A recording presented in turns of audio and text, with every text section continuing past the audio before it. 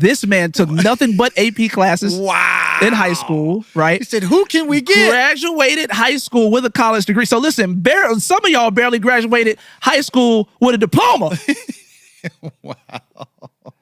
Some of us was just struggling along, and if you live in Florida, just trying to pass the old FCAT. Yes. And this man right here graduated with a high school diploma and a college degree at the same time. Wow. Around what, 17, 18 years old? How old were you when you graduated? 14. So what I'm saying...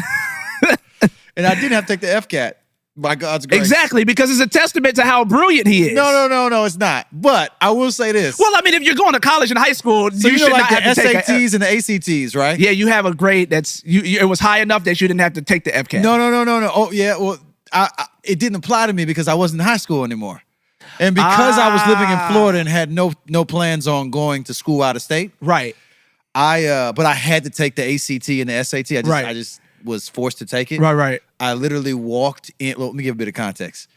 If you graduate high school with a college degree, it's automatic acceptance into any school in Florida. Right. That's so what I heard. Your grades don't matter. It don't matter. Yeah, you're going anywhere you want. Bro, so you could have went to Florida State, UCF, FAMU, Bethune-Cookman. I don't think you want to go to Bethune-Cookman now. I was heading to FAMU.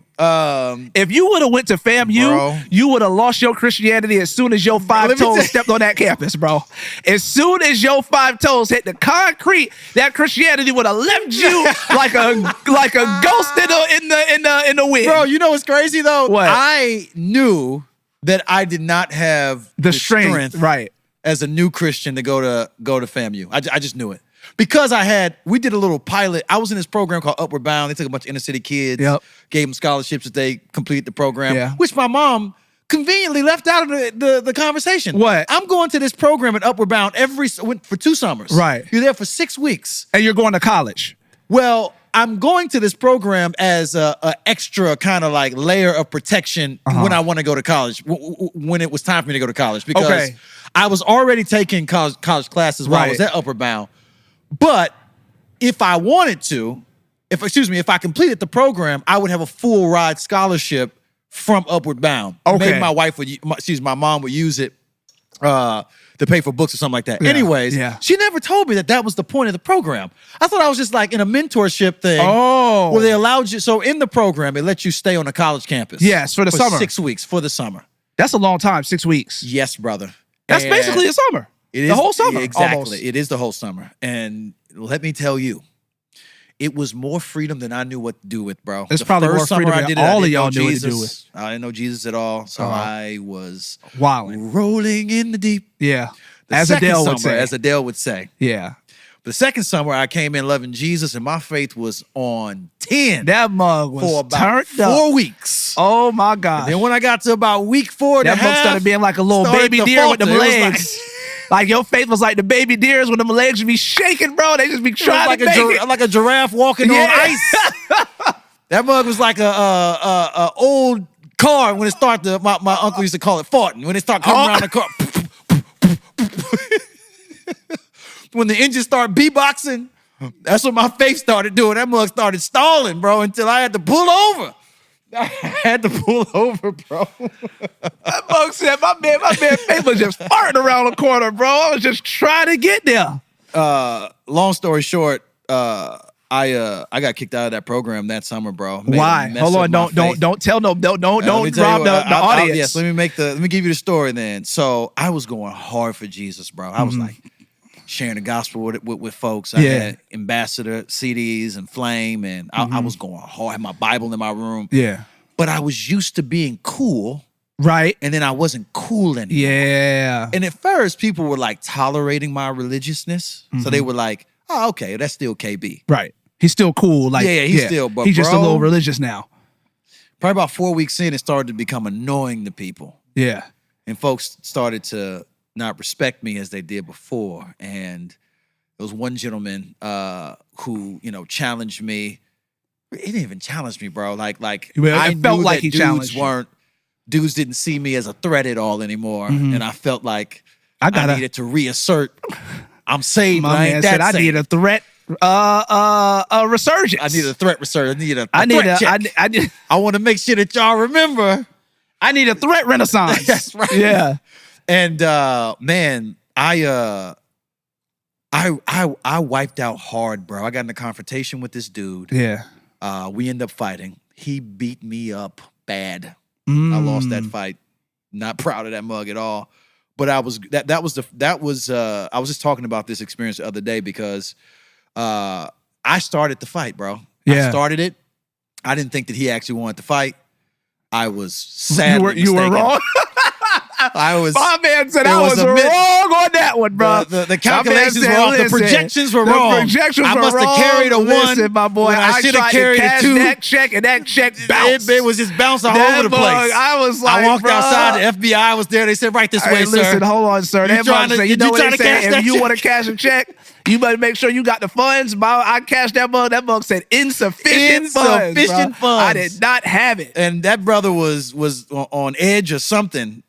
Because I turned my head, I pushed him. That man grandmama could have just died, bro. I pushed him really hard, bro. And I just turned my head, and the next thing I felt was my brains rattling in my skull, bro.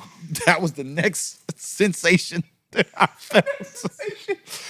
Oh my God! He didn't knock me out, but it was very, very close. And I was leaking. And by the time that I was able to figure out what was going on, they had broke the fight up.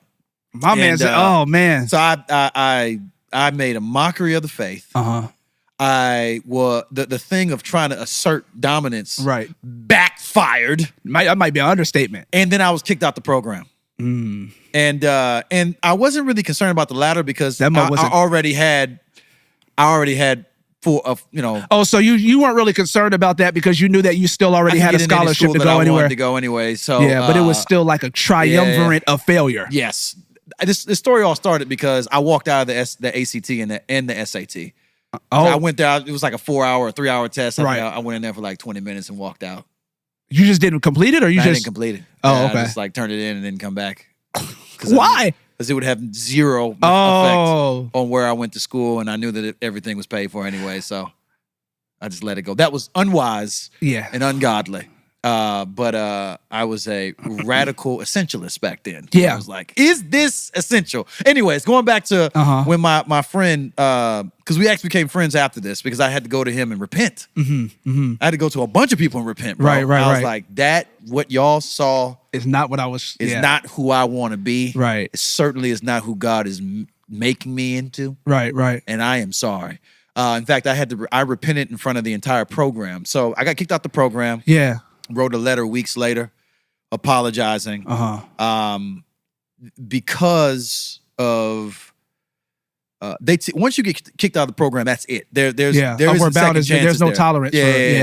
But by God's grace, because me and the gentleman I had to fight with, we reconciled with one another. They were okay with us both coming back to stand before if we would stand before like the council. We had to stand before the entire body of students. It was probably like 150 students. We had to stand in front of all of them at peace, and I did. We shook hands, hugged in front of everybody, and I just shared about how sorry I was, right? And, how much I dropped the ball. Anyways, that put fear in me, bro. That my faith wasn't formed enough for me. This isn't everybody that wants to go to a right. I know what you're. This is not like us saying if you're a Christian you shouldn't go to FAMU or something like that. Yeah, you're just talking about personally for you. You knew that. Yeah, it almost felt like a man who struggles with. I felt like a man who is constantly struggling with suicidal thoughts that has gun vending machines around him. Yeah, that's what it just wouldn't be good. Yeah, that's what it felt like to me. So I actually called the president of the program and I said, "Brother, I am so thankful for the opportunity. You even making this exception, allowing me to come back." Right. I said, but my faith is more important to me than my education. And I feel like I can't be a part of something that would tempt me to dial it back. And I know there's a way to not do that. But I don't have it. I don't have it right now. I haven't figured that out. Right.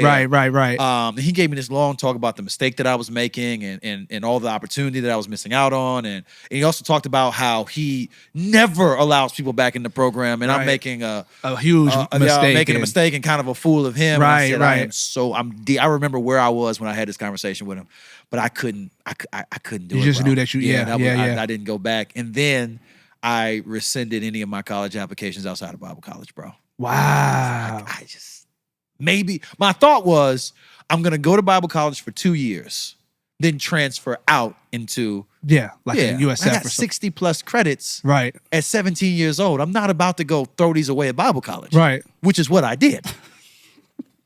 I showed up with them credits. They were like, none of these transfer over. Yeah. It was like, I think we can use 4 of these. Wow. You had some religious studies class. We'll use that. You know what I'm saying? Wow. Yeah.